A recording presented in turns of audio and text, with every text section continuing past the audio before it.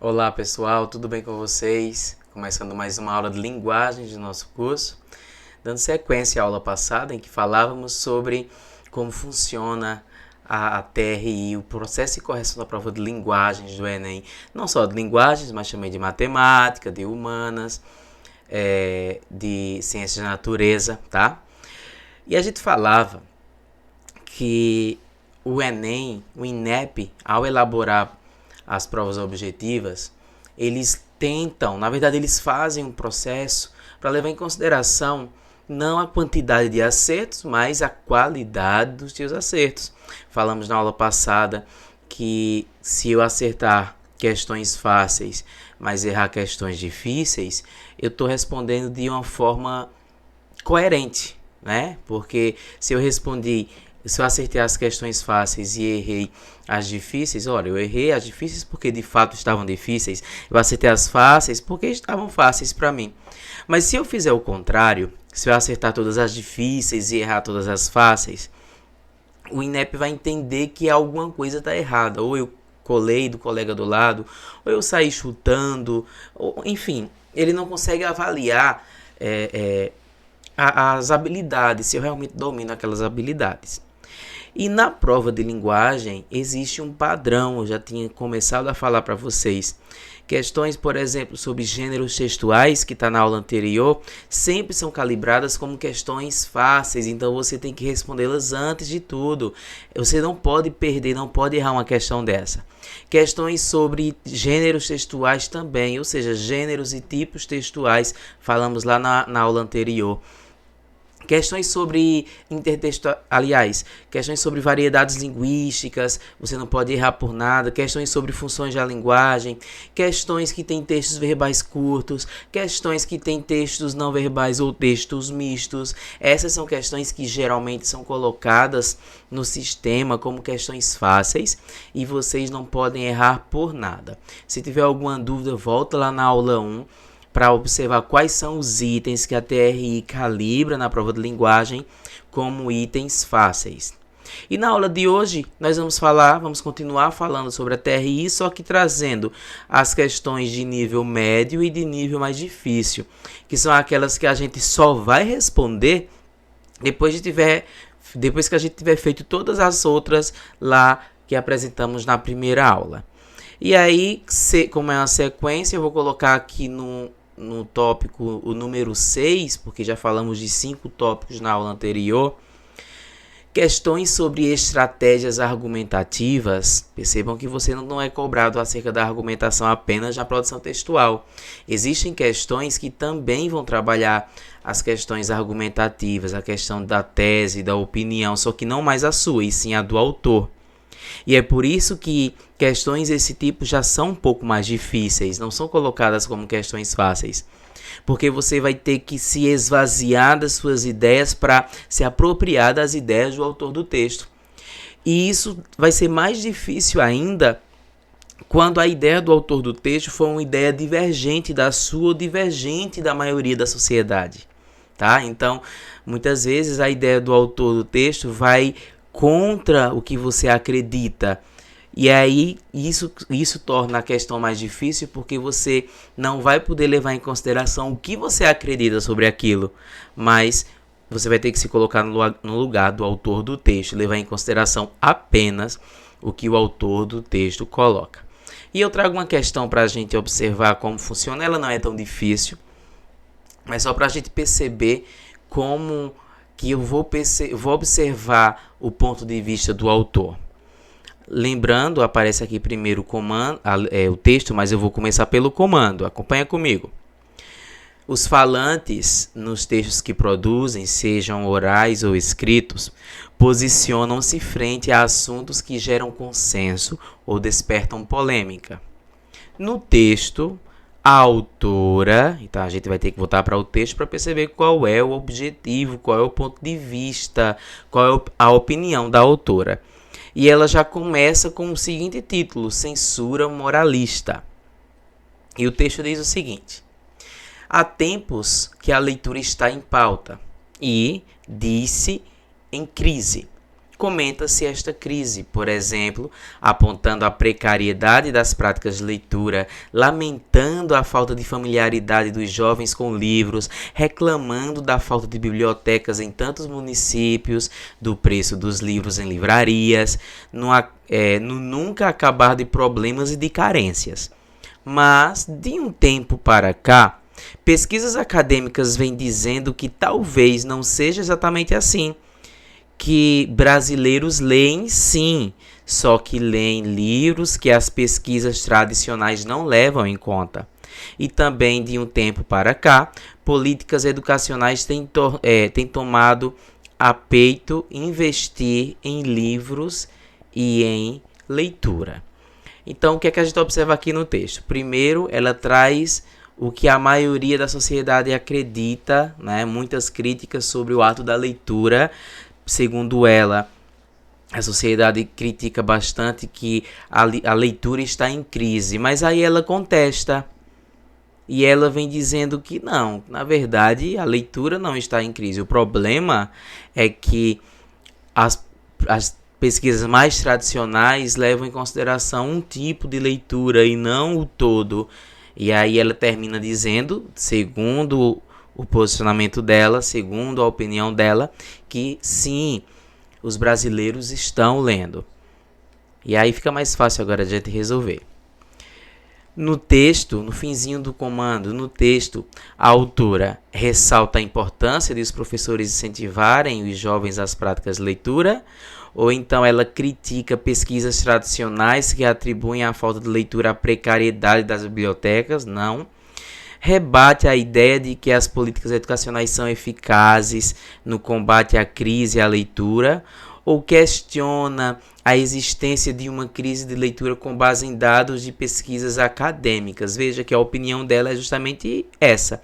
Ela está questionando, há de fato uma crise na leitura? E ela, segundo o posicionamento dela, não há uma crise. O que acontece é que algumas pesquisas, as principais pesquisas, levam em consideração alguns tipos de leitura e não o todo. Mas ela termina dizendo que sim, há o hábito da leitura. Então esse é o posicionamento dela, essa é a opinião dela. Professor, eu não concordo com a ideia, mas lembre-se, eu tenho uma questão que eu tenho que observar a estratégia argumentativa da autora. Esse é o argumento dela, esse é o ponto de vista dela e não o seu. Então, se você acredita em algum item que levaria você para outra alternativa, você perderia a questão. Lembre-se, não é o seu ponto de vista. Se você concordar com a autora, que bom. Mas se você não concordar, esvazie-se nesse momento da sua ideia, daquilo que você acha, daquilo que você acredita e foque no que a autora pensa. Lembrem-se, questões sobre estratégias argumentativas em que levem em consideração a tese, a opinião, o ponto de vista do autor do texto. Você deve se esvaziar do que você pensa, das suas ideias, do seu ponto de vista e observar o ponto de vista do autor do texto. É isso que está em pauta aqui, por isso a gente confirma a letra D. Eu repito, tomem muito cuidado com questões que pedem para você dizer o ponto de vista do autor do texto, principalmente se o ponto de vista for diferente, o ponto de vista dele for diferente do seu ponto de vista, for diferente do pensamento da maioria da sociedade. Tome muito cuidado com isso. Além disso, temos também consideradas de média complexidade, questões que envolvem comparações entre textos, ou seja, questões de intertextualidade. Nós vamos ter uma aula específica, ou 2 aulas específicas para falarmos sobre as relações intertextuais. Eu trago aqui para vocês os exemplos de intertextualidade, os tipos de intertextualidade, a paródia, paráfrase, citação e estilização, que nós vamos ver numa aula específica. E para quem já estudou intertextualidade pode estar se questionando agora, mas Diego, intertextualidade é um conteúdo relativamente tão fácil, como é que eu vou observar como uma questão não fácil, uma questão média ou difícil? Porque ela é calibrada como tal? Porque ela não é colocada como uma questão fácil, já que de fato é um conteúdo fácil? Vejam, o conteúdo é fácil, de fato. Só que ela vai demandar, essa questão vai demandar mais tempo seu. Porque se eu tenho uma questão de intertextualidade, eu tenho pelo menos 2 textos, então eu preciso investir mais tempo para fazer a análise desses 2 ou mais textos. Por isso que ela é colocada como uma questão de média complexidade. Nem sempre as questões que são colocadas como médias ou difíceis, o conteúdo é necessariamente difícil. Se eu trouxer, por exemplo, em matemática, uma equação do segundo grau, se eu memorizar a regra, se eu memorizar a fórmula, eu vou ver que ali é um cálculo muito fácil. No entanto, eu passo um bom tempo desenvolvendo aquele cálculo para chegar ao resultado final. Então, mesmo que seja um conteúdo fácil, considerado fácil, na TRI, certamente ela vai ser colocada, a questão vai ser colocada no grupo das difíceis, não pelo grau de complexidade, mas pela demora que você vai, pelo tempo a mais que você vai precisar investir. Eu trago aqui uma questão de intertextualidade, eu trago uma questão de 2 textos. Nesse caso, é uma questão relativamente fácil, porque o texto que serve de base para a relação intertextual é um texto muito conhecido. Aquele do Carlos Drummond de Andrade, no meio do caminho tinha uma pedra no meio do caminho, tinha uma pedra, no meio do caminho tinha uma pedra. Nunca me esquecerei desse acontecimento.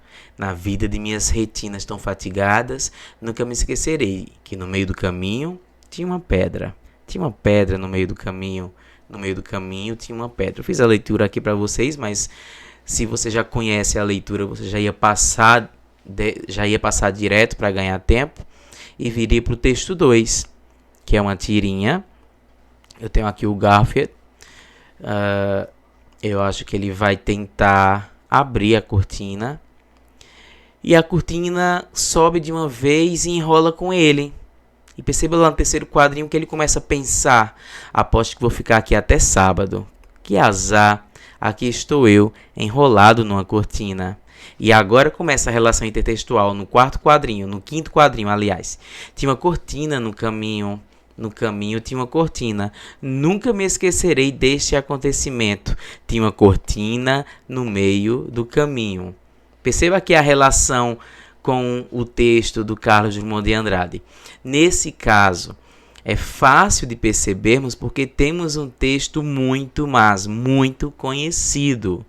Mas nem sempre isso acontece. Às vezes, a relação intertextual com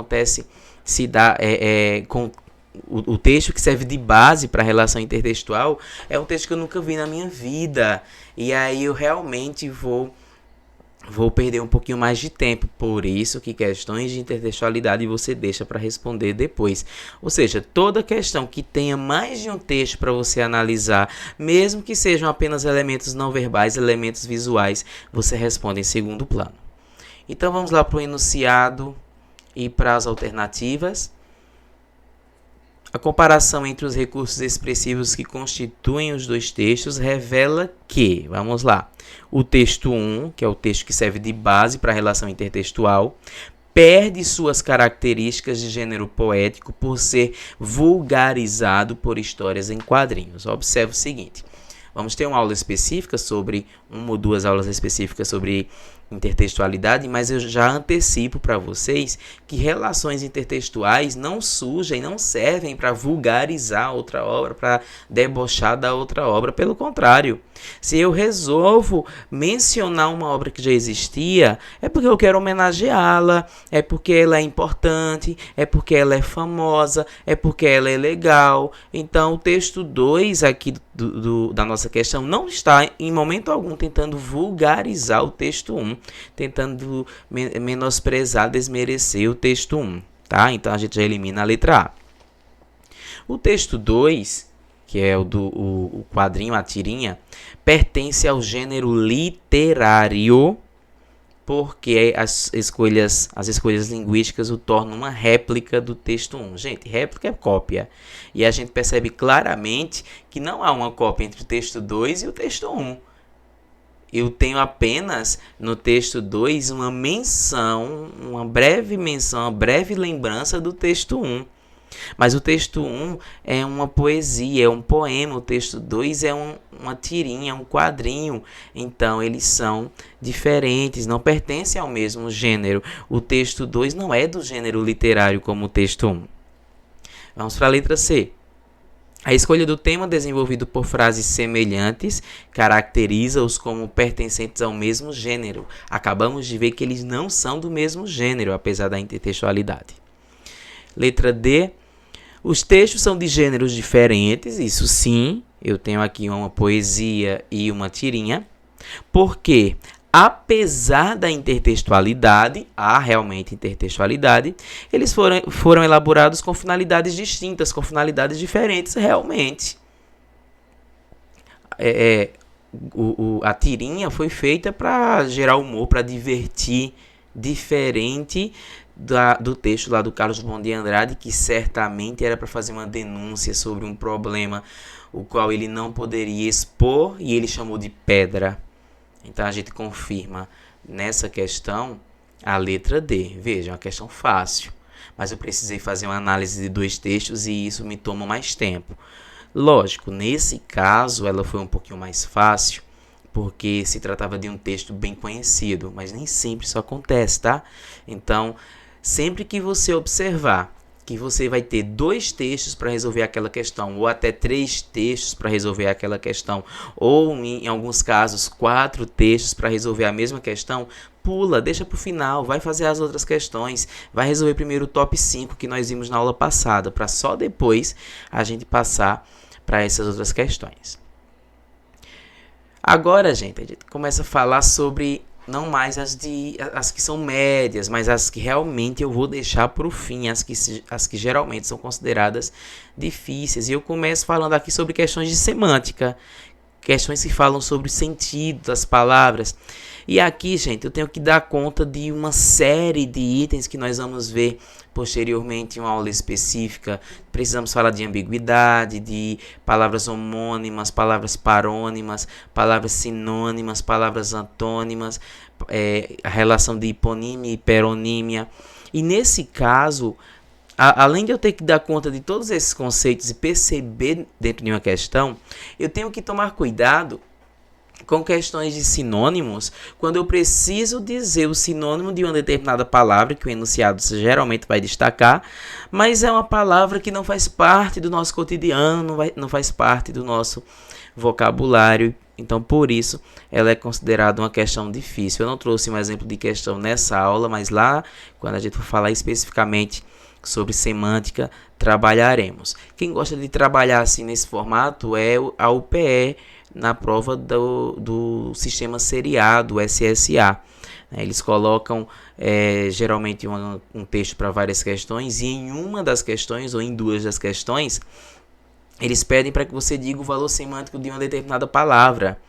Eles destacam um trecho e colocam nas 5 alternativas uma que seria o valor semântico correspondente ao que ele marcou lá no enunciado. Só que ele faz uma coisa, ele coloca uma palavra que você nunca viu na sua vida, e é por isso que ela é considerada uma questão difícil. No caso do SSA, não precisa ficar preocupado, porque SSA não trabalha com TRI, e sim com quantidade de acertos, mas no caso do Enem, se acontecer isso, você vai deixar questões de semântica para o final. Você só vai dedicar mais tempo depois de ter resolvido o top 5 que nós vimos na primeira aula dessa sequência.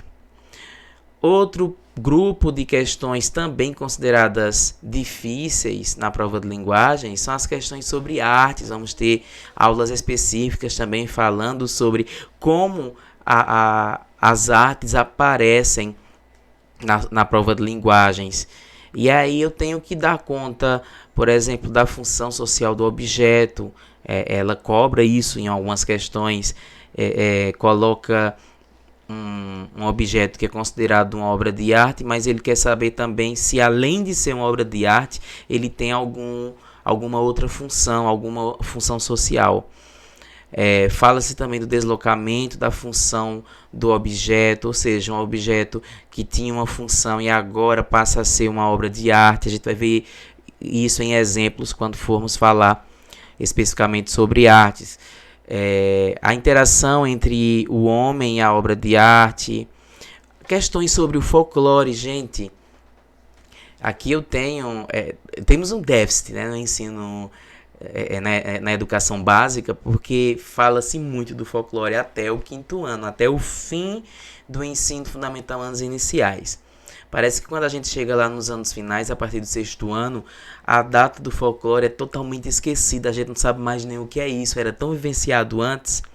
E às vezes cai uma questão que não foca tanto no folclore, mas se eu tiver o domínio, se eu tiver o conhecimento acerca daquela história, daquele enredo, isso já vai me ajudar bastante, tá? Então vamos ter uma aula específica ou algumas aulas específicas falando sobre como as questões de arte são cobradas, questões culturais. Isso aqui cai muito, gente, na prova de linguagens. E quando eu falo de cultura, da cultura de cada região, de cada localidade do país, isso também se torna um pouco difícil, porque eu domino muito bem a cultura do lugar onde eu vivo. Mas se eu levar em consideração que o Brasil é um país continental, será que eu dou conta, eu aqui em Pernambuco, vou dar conta das manifestações culturais lá do Rio Grande do Sul? Se cai na prova uma questão que fala sobre o forró, o pernambucano vai dar um show nessa questão. Mas será que quem está lá em Santa Catarina também vai dar conta?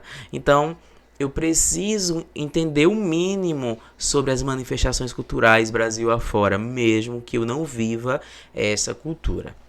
E para a gente terminar essa aula e terminar com o top 10, eu trago questões de literatura, pessoal. Vai ser a última de todas. Assim que você começa a ler o comando da questão e fala Machado de Assis alguma coisa, opa, já sei que é literatura, deixa ele pro final. Clarice Lispector, eita, é literatura, deixa pro final, tá?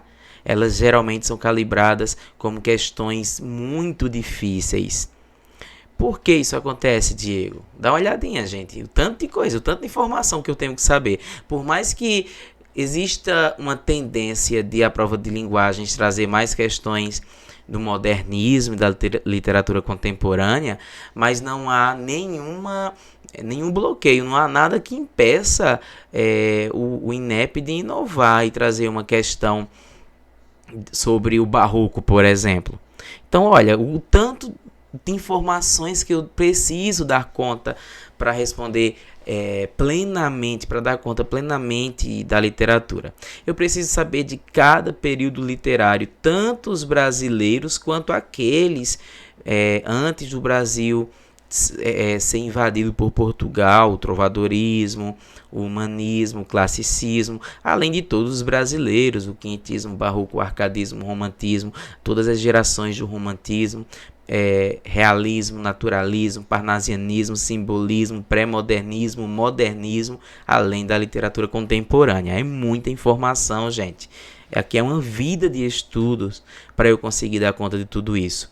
Dentro de cada período, eu preciso dar conta do contexto histórico de cada período. O que era que estava acontecendo na história que levou com que tal obra fosse escrita daquele jeito, ou então existisse tal característica daquele período literário. Eu tenho que dar conta de cada autor, dentro de cada período literário, cada escola literária. Eu tenho que dar conta de cada obra, de cada enredo. Gente, isso aqui é muita coisa. Por isso que questões de literatura são sempre calibradas como questões difíceis. Geralmente são em 5, 6, na pior das hipóteses 7 questões que você vai sempre deixar para o final. Percebeu que é uma questão de literatura? Deixa sempre pro final. E a gente termina aqui a nossa segunda aula de linguagens, em que eu apresentei para vocês como funciona a TRI da prova de linguagens.